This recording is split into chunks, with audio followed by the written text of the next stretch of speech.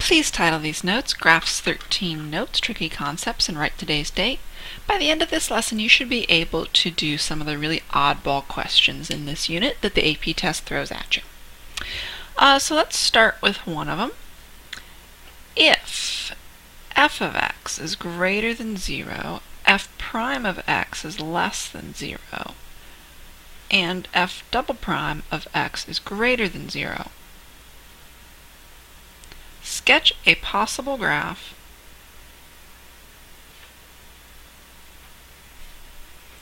of f of x. Now the key thing is to interpret this information correctly. F of x greater than 0 means f of x is positive, always.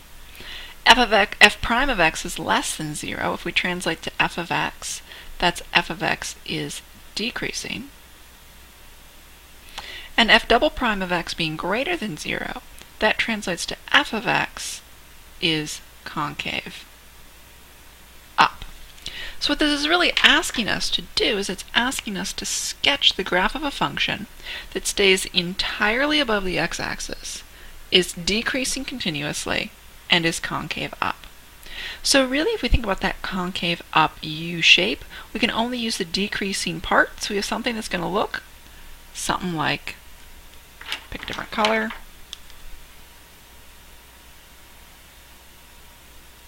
this. Positive, decreasing, and concave up. Here's another type of problem. The function f of x is graphed at right.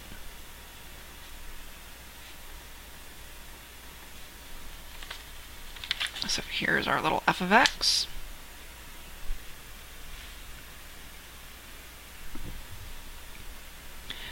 G of x is the integral from 0 to x of f of t dt. So I guess technically this is actually f of t. Part A. For what values of x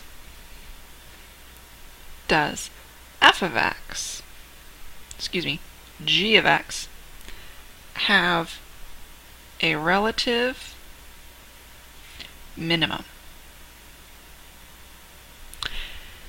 Now the key thing to realize here is that g of x is the integral of f of x, in a sense. So what we're looking at is we're looking at this translation from a function to its antiderivative, or to its integral. So if we're interested in g of x, which is also known as the integral of f, increasing, decreasing, that means that our translation line is going to be f as positive, negative.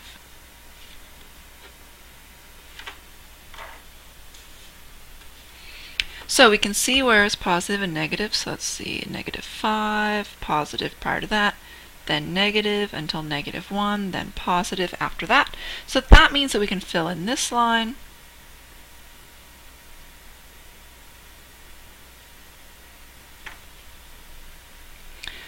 g of x has a relative minimum at x equals -1, because f of x, its derivative, changes from negative to positive.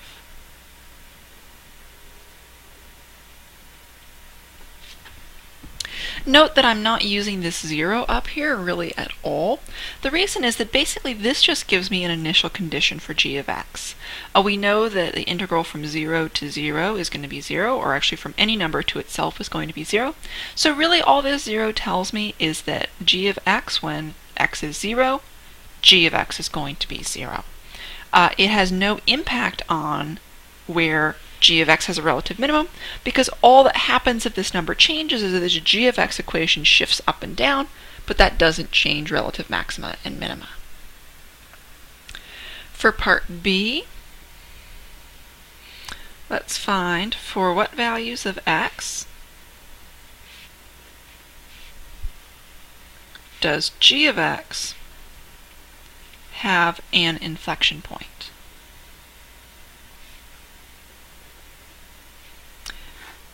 Again, g of x is the integral of f of x. Inflection point is concave up, concave down.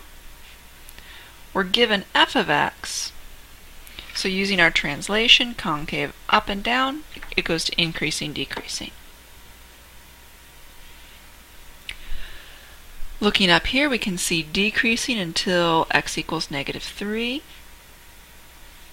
and then increasing until x is 2, and then it flattens out, and then it's increasing again. So filling this in here, -3, concave down, concave up, concave up. G of x has an inflection point.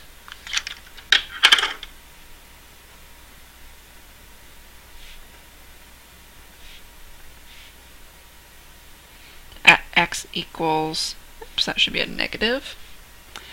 -3 because its derivative, f of x, changes from decreasing to increasing.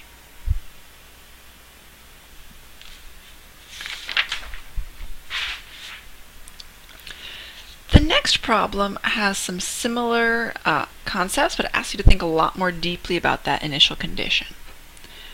F of x is graphed at right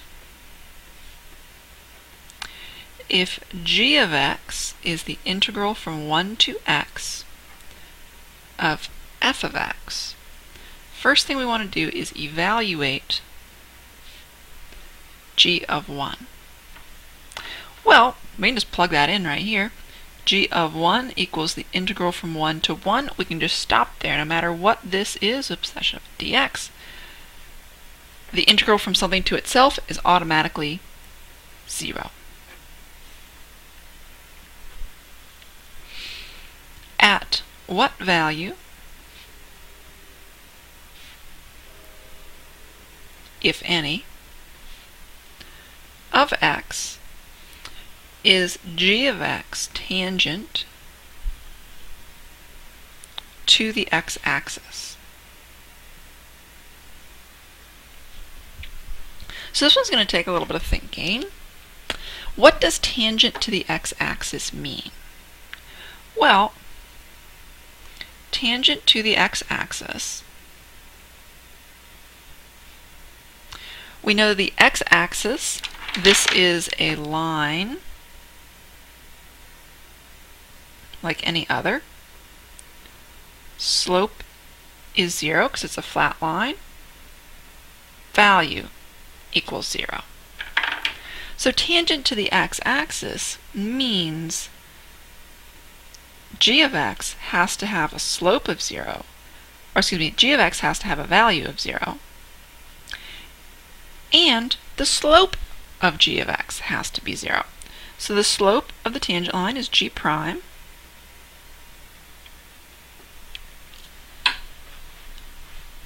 Now, where does that happen? Well, if g of x is the integral for f of x, that means that g prime of x equals f of x. So we're looking for where does f of x equal 0. F of x equals 0 at x equals -2 and x equals 1. So that satisfies this first part. Where does the slope equal 0? Here and here. Where does the value equal 0? Well, we actually just evaluated g of 1. We found that g of 1 was 0. So because g of 1 equals 0 and g prime of 1 equals 0, when x equals 1, g is tangent to the x-axis. Now, what about that other point, x equals -2? X equals -2 also has a g prime equal to 0, but we can clearly see that the integral from -2 to 1 is not 0. It's all above the x-axis. So that means that if g of 1 equals 0, then g of -2 can't be 0, because we see that for to get from g of -2 to g of 1, we have to have a positive overall change. So if g of -2 were 0, then there's no way that g of 1 could be 0.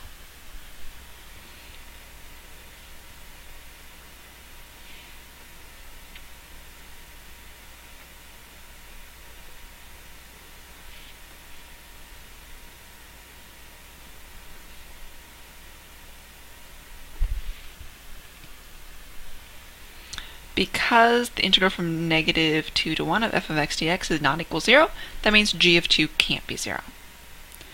X equals 1 is the only solution.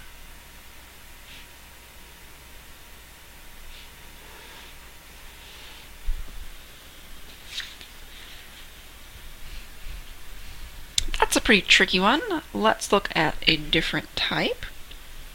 So let's say that we've got a graph of f prime of x, and that starts at -2,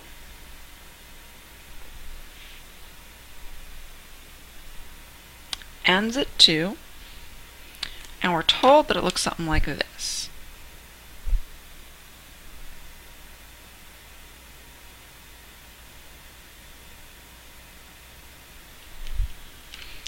This part is A, this part is B, this part is C.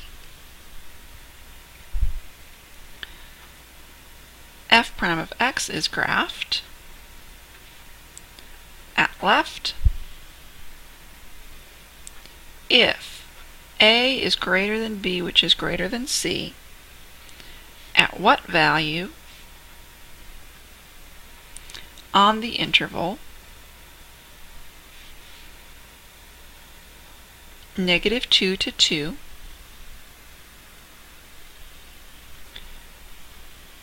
does f of x, so that's the antiderivative of f prime, have an absolute maximum. Remember, this is A, this is B, and this is C. Well, we're interested in f. Maximum is the increasing descending line.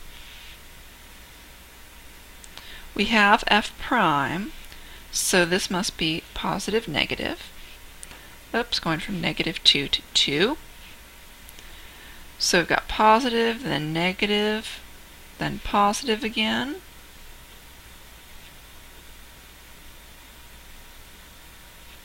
So increasing, decreasing, increasing. We have two potential absolute maxima right there. So we could have an absolute maximum either at 0 or 2.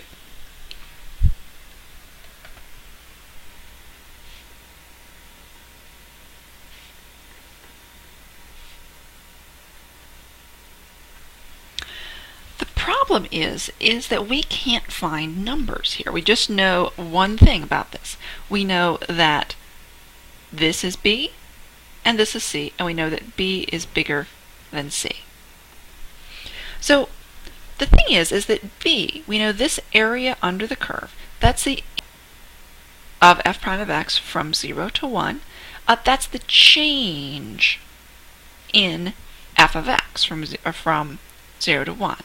And we also know this is below the x-axis. The signed area is negative. So that means this is the negative change. in f of x from 0 to 1. So we know that f of x comes down from 0 to 1, and then here this is a positive change, so it goes back up again. However, if b is if b is greater than c, then that means that the negative change is bigger than the positive change. So let's write down a little bit about that.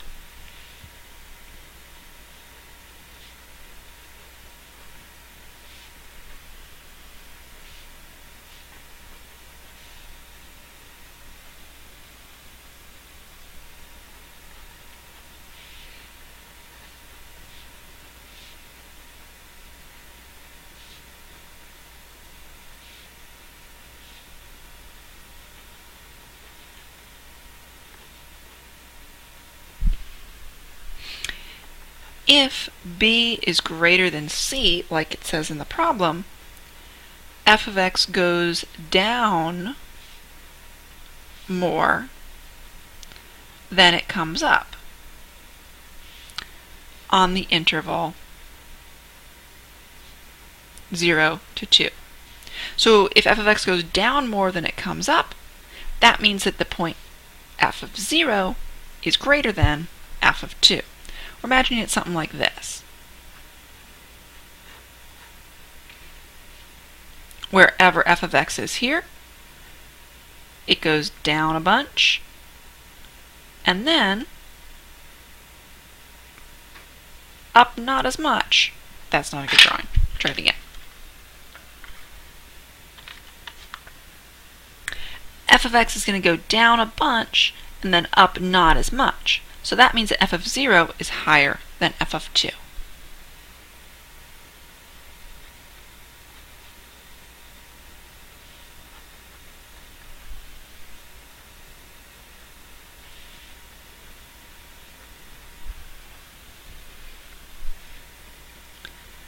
So f of x has a relative x equals 0.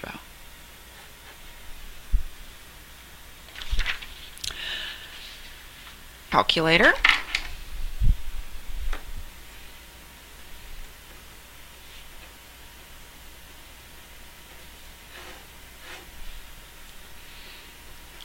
If f prime of x equals sine x over natural log of x on the interval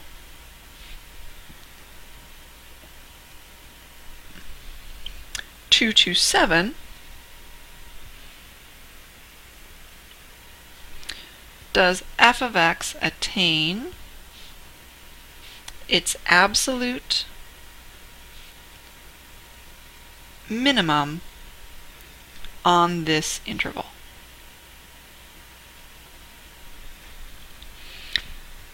Okay, so first thing we're talking about f of x from 2 to 7 plus minus, and that goes along with the f prime of x. So this says calculator active, so divided by natural log of x, so just like that. And then set our window, that's pushing that window button. Make sure our window is set from 2 to 7, oh, mine already is, and then graph it.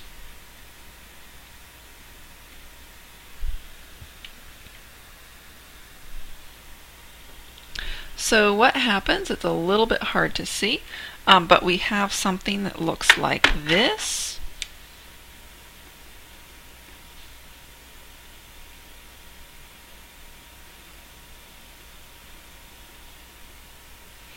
And if you can't see it quite like this, I've set my y min and my y max to -5 and 5.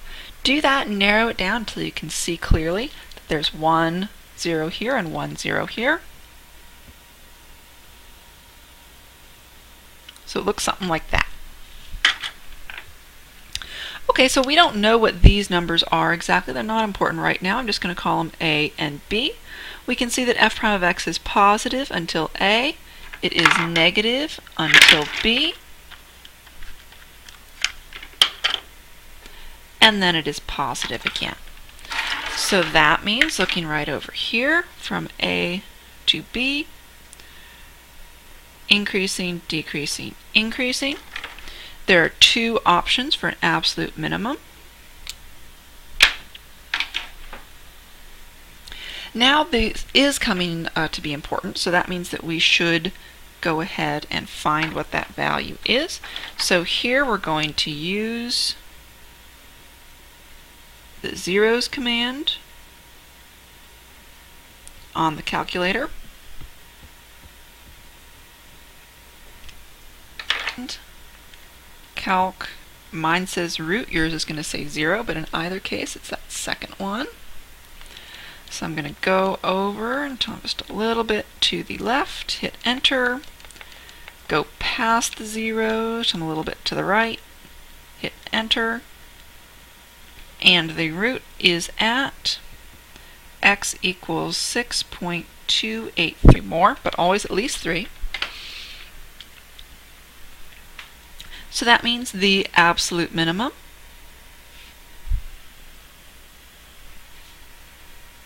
could be for f of x. So we can't get the exact values of f of 2 and f of 6.283. However, we can use to figure out if the change from x equals 2 to x equals 6.283 is positive, meaning the one over here is higher, or if it's negative, meaning the one over here is lower. So I'm just going to write out really briefly what we're going to do.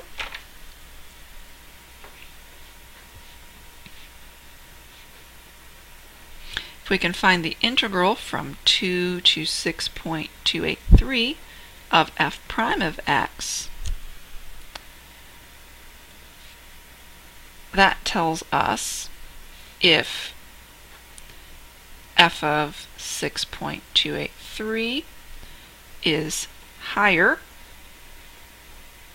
than f of 2. That would be if the integral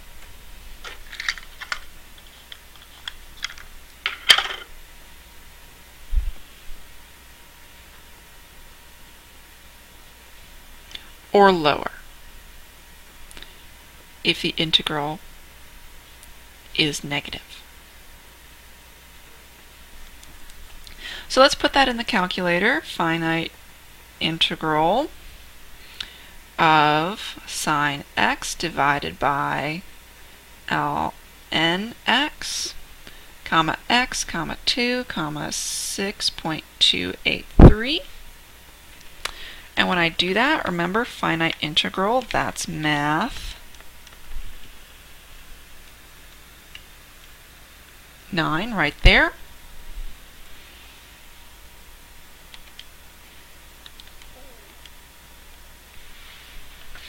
Okay, one final problem of a different type. Let f of x equal x times e to the x plus a times e to the x, where a is a positive constant. For what positive values of a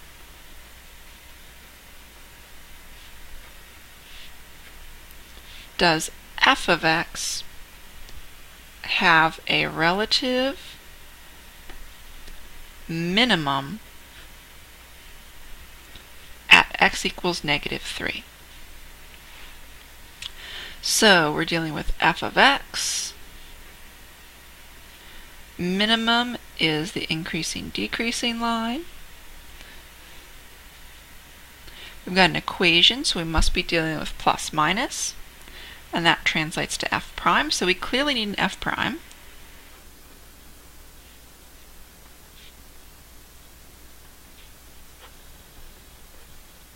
This is multiplied, so we need the product rule.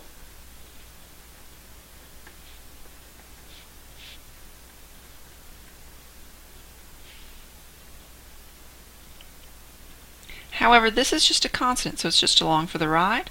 We don't need the product rule there. Now we take the derivative. Derivative of x is 1. Derivative of e to the x is e to the x. Okay. We can factor.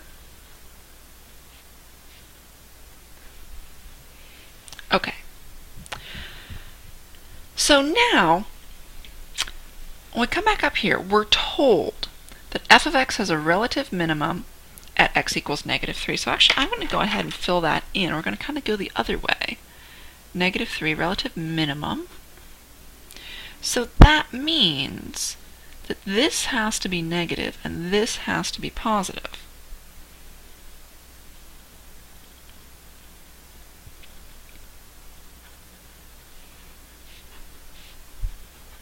For us to get the right sign chart,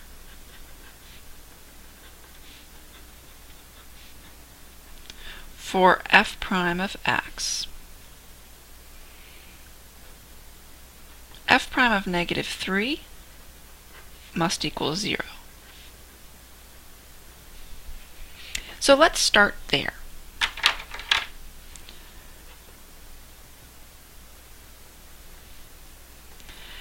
And that means that 0 also equals e to the third, 1 plus, x we know is 3,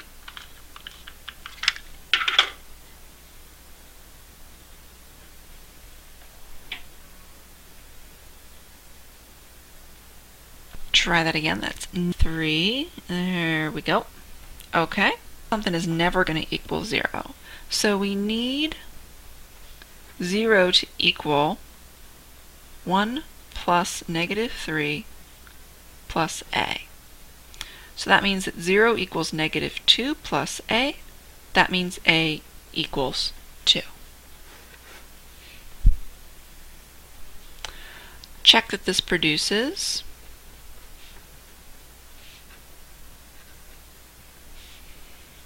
a relative minimum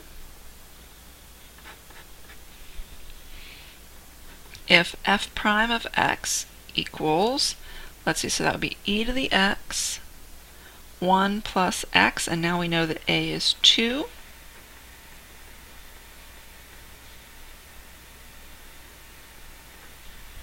Let's make sure that works.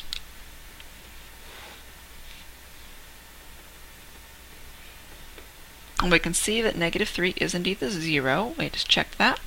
And then over here, so like -4, e to the -4, -4 plus 3, that's going to be a positive. This is going to be a negative, so that's negative overall. A number bigger than -3, so let's call e to the 0. 0 plus 3, this is a positive, this is a positive, this is a positive overall. And that's what we should have gotten for this.